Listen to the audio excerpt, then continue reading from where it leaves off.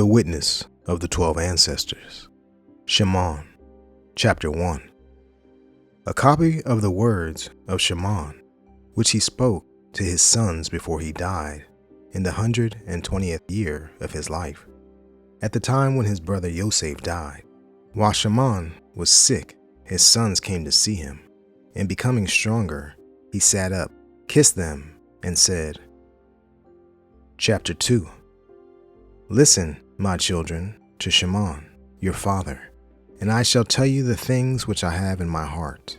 I was born of Yaʔaqob, a second son from my father, and Leah, my mother, called me Shimon, because Yahuah had heard her prayer. And I became extraordinarily strong.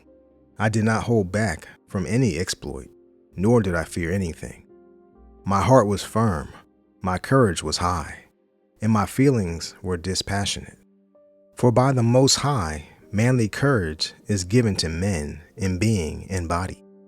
In the time of my youth, I was jealous of Yoseph, because my father loved him more than the rest of us. I determined inwardly to destroy him, because the prince of error blinded my mind, so that I did not consider him as a brother, nor did I spare Yaʔaqob my father. But his Elohim and the Elohim of our fathers sent his messenger and delivered him from my hands. For when I went to Shechem to procure ointment for the flocks, and Reuven went to Dothan, where our supplies and stores were, my brother Yehudah sold him to the Ishmaelites. When Reuven heard this, he was sorrowful, for he wanted to restore him to his father. But when I heard it, I was furious with Yehudah, because he had let him go away alive. For 5 months I was angry with him. Yahuah bound my hands and feet, however, and this prevented my hands from performing their deeds, because for 7 days my right hand became partly withered. I knew this, children, that this had happened to me because of Yoseph. So I repented and wept. Then I prayed to Yahuah Elohim that my hand might be restored, and that I might refrain from every defilement and grudge, and from all folly. For I knew that I had contemplated an evil deed in the sight of Yahuah and of Yaʔaqob my father, on account of Yoseph my brother, because of my envying him. Chapter 3. And now, my children, pay heed to me. Beware of the spirit of deceit and envy. For envy dominates the whole of man's mind, and does not permit him to eat or drink or to do anything good. Rather, it keeps prodding him to destroy the one whom he envies. Whenever the one who is envied flourishes, the envious one fades away. Out of reverence of Yahuah, I chastened my being by fasting for 2 years, and I came to know that liberation from envy occurs through reverence of Yahuah. If anyone flees to Yahuah for refuge, the evil spirit will quickly depart from him, and his mind will be eased. From then on, he has compassion on the one whom he envied, and has sympathetic feelings with those who love him. This his envy ceases, and forgives those who are hostile to him, and ceases from his envy. Chapter 4. Now my father was inquiring about me because he saw that I was sullen, and I said to him, I am inwardly in pain in my liver, for I was more sorrowful than all of them, because it was I who was responsible for what had been done to Yoseph. And when we went down to Mitzrayim and he placed me in fetters as a spy, I knew that I was suffering justly, and I did not lament. But Yoseph was a good man, one who had within him the Ruach of Elohim, and being full of compassion and mercy, he did not bear ill will toward me, but loved me as well as my brothers.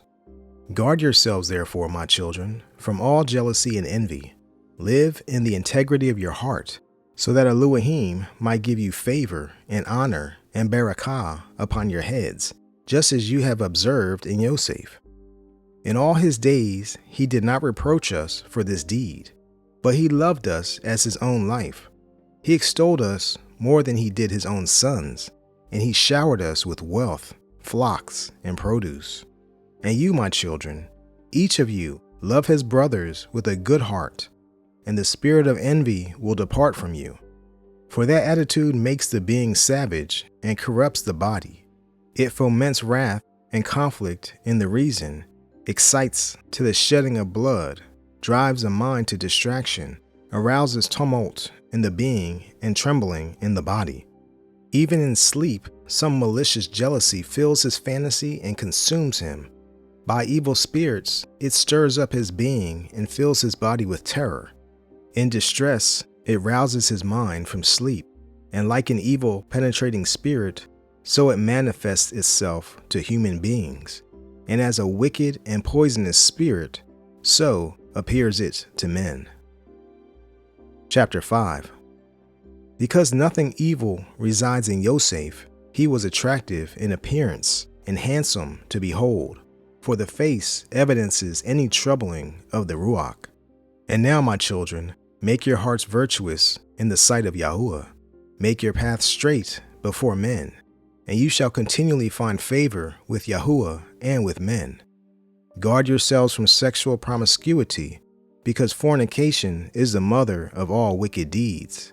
It separates from Elohim and leads men to Beliar. For I have seen in a copy of the book of Konuk that your sons will be ruined by promiscuity, and they shall injure with a sword the sons of Lewi. But they shall not be able to withstand Lewi, because he shall wage Yahuah's war and will triumph over all your battalions. These forces distributed among Lewi and Yehudah will be few in number, and from you there will be no one for leadership, just as our father predicted in his Barakah. Chapter 6. See, I have told you everything, so that I might be exonerated with regard to your sin. If you shed yourselves of envy and every hardness of heart, my bones will flourish as a rose in Yashar'al, and my flesh as a lily in Yaʿaqob. My odor shall be like the odor of Lebanon. Kodesh ones shall be multiplied from me forever and ever, and their branches shall extend to a great distance. Then the seed of Canaan will be destroyed, and there will be no posterity of Amalek. All the Cappadocians shall be destroyed, and all the Kiddites shall be wholly obliterated. The land of Cam shall be wanting, and all that people shall perish. Then the whole earth shall be at rest from trouble, and everything under the Shamayim shall be free from war.